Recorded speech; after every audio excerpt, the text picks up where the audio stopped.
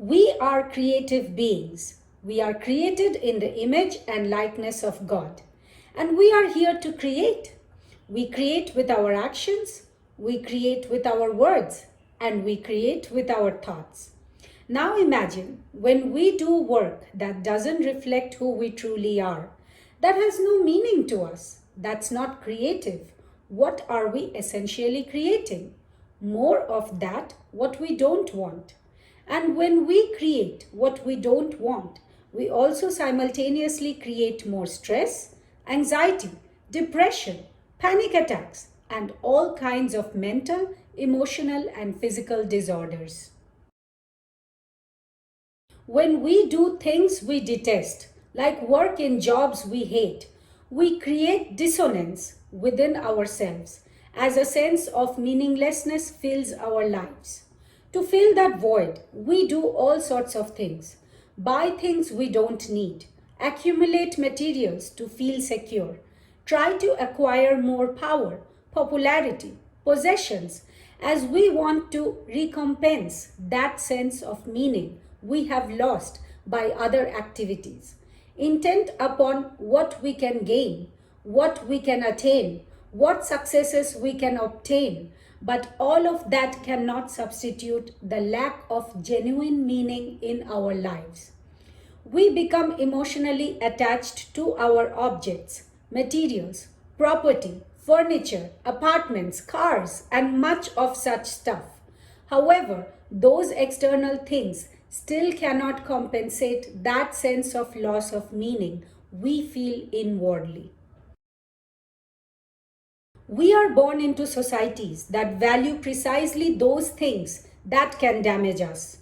Aggressive competition, stressful work environment, increasingly demanding livelihood, individualism over community, materialism over inner connectivity, extreme violence perpetuated by entertainment industries, then imitated in real life, and so on. In this dog eat dog world, we are constantly pushed to do more, have more, be more, to keep up with the rat race that is throttling the human race. We have turned this planet into a junkyard. We have subjugated animals, deforested lands, poisoned the very air we breathe, and bred diseases. We have drifted far away from our true nature and what it means to be human. When we come into this world, we come with an internal compass that guides us on our journey here, that tells us what is good and bad, what is true and false, what is safe and unsafe for us at any given moment. We are born connected to our intuition and sixth sense. Just look at a baby who is tuned to its gut feelings and can instantly discern a good feeling from a bad feeling because the baby is in absolute touch with its inner world. There is no second guessing. It reads energy, not language. The baby is wired for empathy and compassion. It is programmed with all that it needs to realize its destiny here on earth, just like a tiny seed is coded for the flourishing tree it is meant to be. And just as the seed needs the right environment, sunlight, soil, moisture to mature into a healthy tree, similarly the baby too needs to stay connected with its inner compass to unleash its true potential and fulfill its personal legend. A baby knows exactly what it wants and how to express its needs authentically. It cries when it feels scared or hungry, screams when it's angry, laughs when it's happy, and will even play with you if you seek its company. But at some point in childhood, it gets separated from itself and loses touch with its internal guidance system. As it grows up, it is cultured and molded into expectations and belief systems of the society it births into. And gradually, the child shuts down its inner world of imagination and intuition, then feels lost, confused, broken, as it becomes more and more alienated from itself. Because societies cannot accept who you really are. Cultures cannot approve of you as you are. Your parents are too stressed to help you find out who you came here to be. And you grow up estranged from yourself. As soon as you are born, you are given a name, a religion, a race, a culture, a nationality, and you spend the rest of your life defending a false personality born out of a fictional identity. As Osho says, your whole idea about yourself is borrowed from those who have no idea who they are themselves. But our gut feelings aren't dispensable, for they inform us of our personal truths, what is right and wrong for us, like an inner compass placed within us to navigate physical life. So when we shut down this instinct, we become indifferent to our own selves. We lose our sense of reality, our access to that compass, and then fall prey to all kinds of manipulation and control by the external world. We create fake personalities to cope, please others, or fit into societal molds. We become aloof and alienated not only from ourselves, but also sever our connection with the larger universe. Then wonder why life is so unfair. Strangers to ourselves, we lose our sense of direction and purpose, alienated from our true nature, alienated from nature, alienated from each other. We don't trust each other. We don't feel a sense of belonging. We don't feel safe or understood, and we continually walk on eggshells. Less contact, less intimacy, less trust in relationships add to our meaningless lives, and our individualistic cultures profiting out of our misery perpetuate this.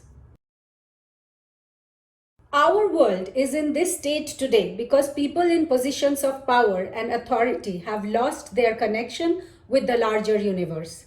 Their faith in something bigger than themselves, like a higher intelligence at work, a grander purpose at play. Therefore, disoriented and confused, they started manipulating others and accumulating materials in order to feel secure. This power hunger gave birth to all kinds of dysfunction in our societies. Bribery, corruption, manipulation, domination, control games, violence, sexual abuse, to name a few. Basically, blind leading the blind. Few people realize they came into this world for any purpose other than what they can get out of life. They don't realize billions came before them to pave the way and contribute to Earth's evolution. And they too are playing a role in shaping the planet's future. Most people don't have faith in some higher power. Their lives are so tapered and pinched that they cannot fathom a connection with the greater universe. They can't see the bigger picture. They think too small and remain blind to the helping hands of a loving universe trying to reach out to them. God really wants us to thrive, not just survive. Mankind has placed its faith in invisible viruses and disease-causing microbes, but does not trust the invisible hand that created this universe and all life in it. The spirit within us cannot be sick or damaged, but according to our beliefs, it is done unto us. And we can literally manifest sickness with our minds. We continually blame our ailments to external circumstances without looking at how we are suffering emotionally. Nothing, no experience comes from the exterior. It all manifests from the interior. We are breeding unhealthy, diseased societies because we are unhealthy and unhealed from within. Our state of consciousness is always made manifest. Children take on the beliefs of their parents, growing in the image and likeness of the dominant mental and emotional climate at home, and get sick if the home ambience is unfavorable. This pandemic is like life informing life about life, a mass protest at the level of collective human consciousness. As living conditions here on earth are deteriorating at a faster rate than ever before. I know it is hard to break out of societal patterns, cultural expectations, because sometimes our survival is at stake. But we are doomed as a species if we don't, especially when those belief systems are dysfunctional and disserve us. Our societies and economies are constructed towards selling products that replace that loss of meaning, constantly feeding our minds, telling us what to do, what to think, what to value, what to achieve, what is good and what is not. In other words, doing all the thinking for us. Let me ask you, do you own your mind, or is your mind owned by your beliefs? If you don't think for yourself, the collective mind will think for you. That mind which believes in sickness, disease, accidents, destruction, control, manipulation, violation, and more such damaging programming. You are belief expressed. There is no external evil. All evil is in the mind. God doesn't judge or punish. All kinds of destructive thinking create the destruction we see in the external world. And because you have lost touch with yourself, you have lost purpose and meaning in your life. You have succumbed to the dictates of a society that doesn't have your best interest at its core.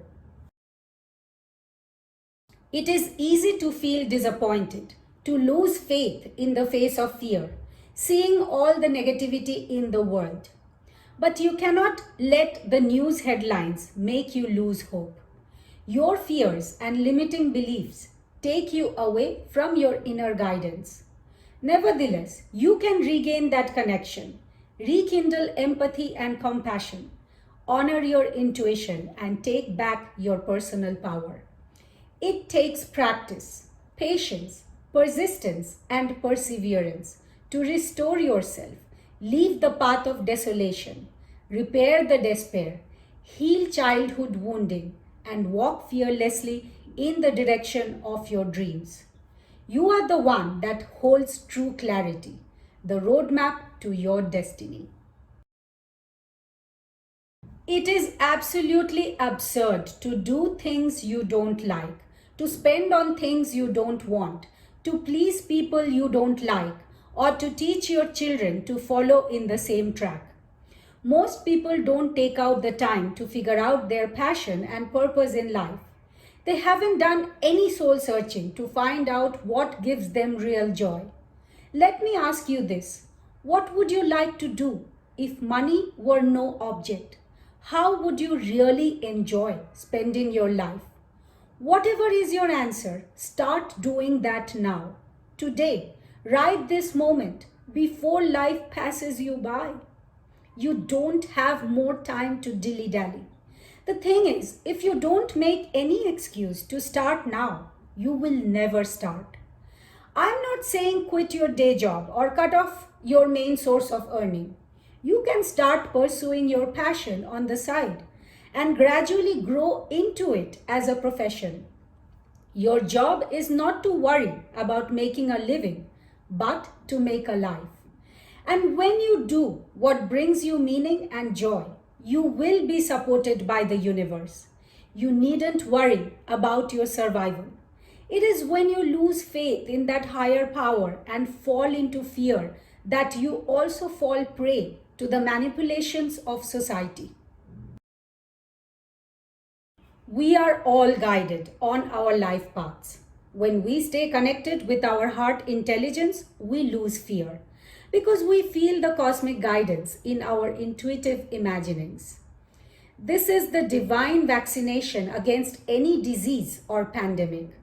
Spend less time on TV, Netflix, social media, or allowing external stimuli to make your life choices for you. Instead, sit in silence with yourself and explore your inner senses. We are multidimensional beings having a human experience in the physical body. And often creative solutions to our problems can be encountered in other dimensions, such as in dream states or inner awareness. If you get an idea, stay with it, explore it, stretch your imagination to its possibilities. Become the idea, look at it from the inside as the idea itself. Contemplate, reflect, ponder. How would life look like when lived from this inner space? What would your choices look like? What would you do differently? Follow that inspiration. What your soul longs to do. That is where will be found your joy. When you are in alignment with your life purpose, you will experience inner peace. That is success. You are not motivated by external things such as power, possession, popularity. Those may be byproducts of your work, but not the main motivation. And you will be abundant. You are a child of the cosmos and you came here with an intention. So trust that you will be taken care of when you establish connection with your inner senses and follow your destiny path dotted with your desires and dreams. That is when you create meaning and purpose in your life. Use visualization, use imagination, and expect great things despite the pain you see all around you, because it is in your expectation that you create room for miracles. You were born to play a magnificent part in life's great game, but you cannot play your part until you are convinced of it. You fuel your life purpose with your desire and longing for experience. So, get back to your true nature, regain your sense of connection with nature, and coexist in harmony and respect for all living things on the planet.